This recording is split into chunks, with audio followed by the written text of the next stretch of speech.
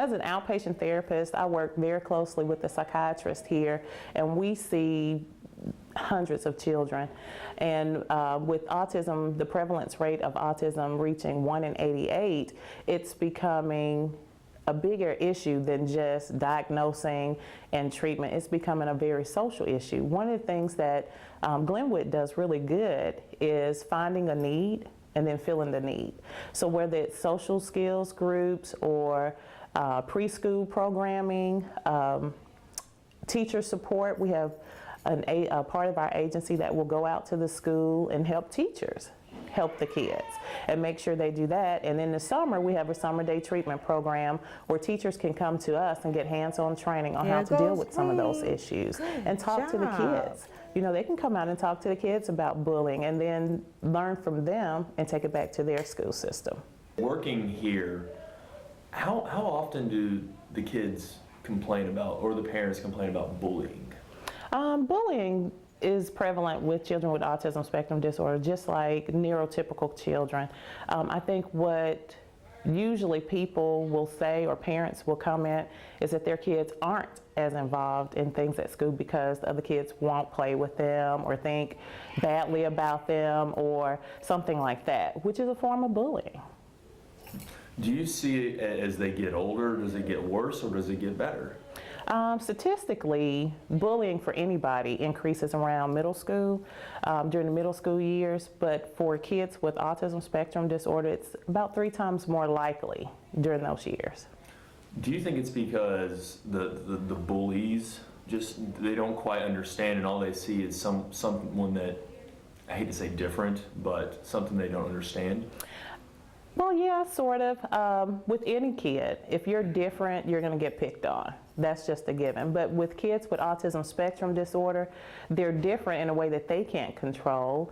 They have no idea that they're different. They see themselves as any other typical kid with interests and likes, just like every other kid. So it's a little bit different. Somebody with autism, are the effects magnified?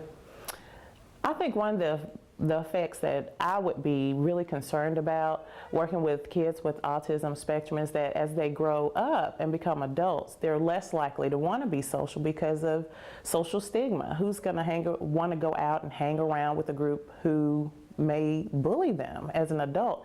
And if they don't learn the social skills or don't have the resources or parents or teachers who stop bullying in, say, middle school, for example, then you have adults who are scared, literally, to socialize. And so it keeps them from being interactive in their community, things that we enjoy as an adult. It keeps them from doing that, which is sad. How can we prevent this? Let's start off with somebody that the parents would be bullied, because that's the root of the problem. How can we stop bullying on that end? I think parents who bully, parents of kids who bully, really need to teach acceptance early. It needs to start really early in kindergarten, because children with autism, it's now 1 in 88 children with autism. So you're going to have a child with autism in your kid's kindergarten class. And teaching them acceptance of other people decreases bullying, because you can accept that person for who they are, their differences, their uniqueness, their disability, whatever. And I think that helps a lot. Now, obviously every child is different and every case of autism is different, but is there kind of a general thing that you could say to the parents of a child with autism? I think for children with autism and their parents, finding support is probably number one. Finding someone who you can go to and talk to who are experiencing the same things and see what they do, because bullying occurs everywhere, private school, public school, even some homeschooling, because your kids interact with the community. And so if you're in the community, there's a chance your kid might be bullied.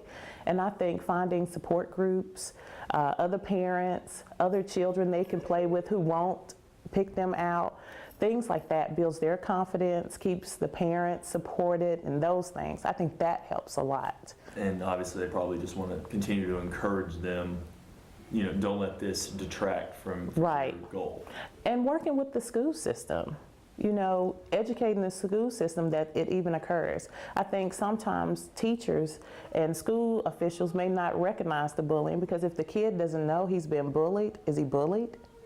And so letting them recognize that those things occur, and they may actually step in and step up and take care of it and make education a rewarding experience like any other kid would have.